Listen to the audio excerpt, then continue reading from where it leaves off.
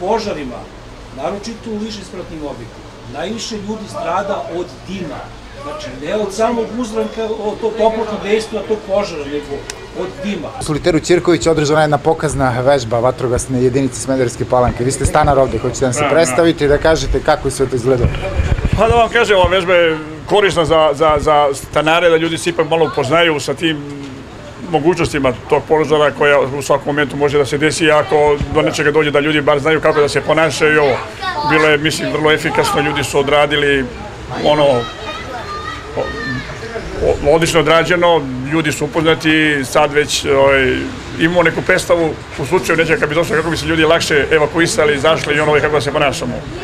Ovde komandir i drži jedno predavanje stanarima malo. Jeste, sad nam drži predavanje da bi se malo više i bliže upoznali ljudi o tim stvarima i vrlo korisno je za sve nas.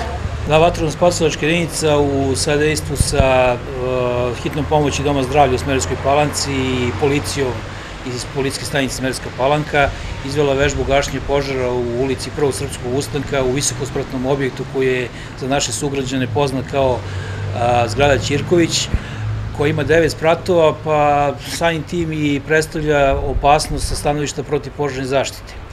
Scenario vežbe je bio takav da je do požara došlo na 5. spratu, gde je došlo do paljenja lako zapaljivog materijala koji se nalazio na grejnom telu, da se požar brzo proširio i pri dolasku vatrogasno-spasilačke jedinice bio je u razbuktaloj fazi. Vatrogasci i spasioci su morali da evakuišu stanovnike ove zgrade, da povređeno lice koje je takođe bilo pretpostavka da postoji u ovoj zgradi, da iznese iz zgrade i preda službi hitne pomoći, a cilj vežbe je bio provera obučenosti svih subjekata koji su učestvovali u vežbi, provera opreme koju posjeduju ovi subjekti i naravno provera sadejstva između ove 3 službe koje su učestvovali u samoj vežbi.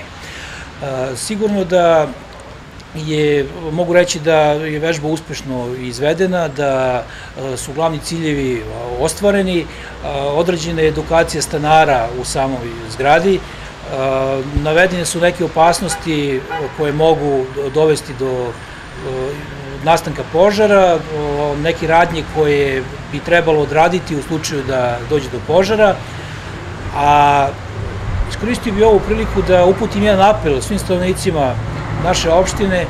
Nalazimo se u periodu godine kada je broj požara na građevinskim objektima znatno povećan, to je zbog početka grejne sezone. Potrebno je proveriti dimovodne kanale, očistiti dimnjake, proveriti električne instalacije. Ukoliko su električne instalacije neispravne, potrebno je odraditi popravke i dovesti ih u ispravno stanje, jer upravo su električne instalacije česti uzročnici nastanka požara.